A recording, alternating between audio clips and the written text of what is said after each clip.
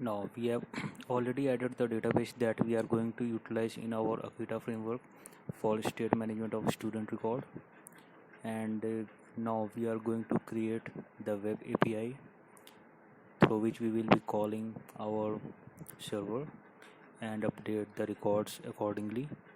So what you have to do, simply create the web API application in .NET using Visual Studio. You can have different framework, so you can go to Node and some other APIs, but right now I have used the Visual Studio for creating the web API application. And once you create the application, you have to give your application name. I have given the name student API, and there I have created one model folder, you can see like this. And inside the model I have created two class file. One is for address, the same that we are going to utilize in our UI side, that is having the state, city and street. And second class is student class, that is the complete information for the student record, that is ID, name, email, phone, gender, course, send updates, blood group, and the address for the complex property. So this student class represent simply the model that we are going to utilize. And now we have to create the controller, we have to create the API that we will be calling. So I have added a controller file. You can simply go to your project and add the controller, web API controller. It will inherit this particular API controller, and if you have any doubt, then you can comment and I will add this particular project from the very scratch.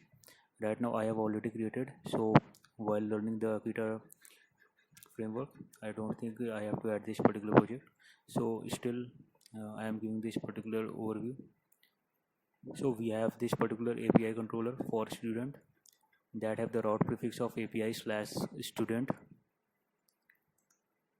and after that you have to create your connection string, as you already know how you are going to make, create, read, update and delete operation in your database.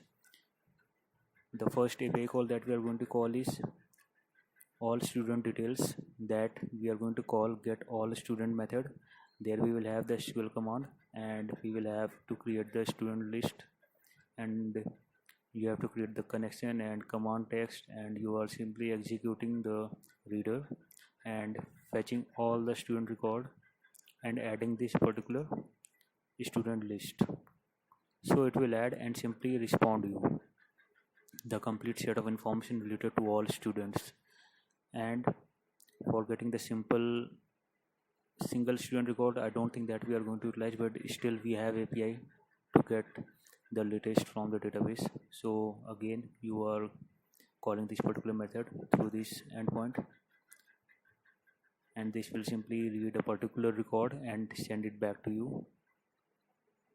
And for adding the new record, for adding the new student from our UI, we will be sending this particular endpoint, and that student will come in with a particular set of record details, and we are simply doing nothing but opening the connection and creating the command with all the inputs that we are required, and we are executing the scalar that will return you the new ID also. This is doing nothing but inserting the record that are coming from UI side. For updating the record, what we are doing, we are simply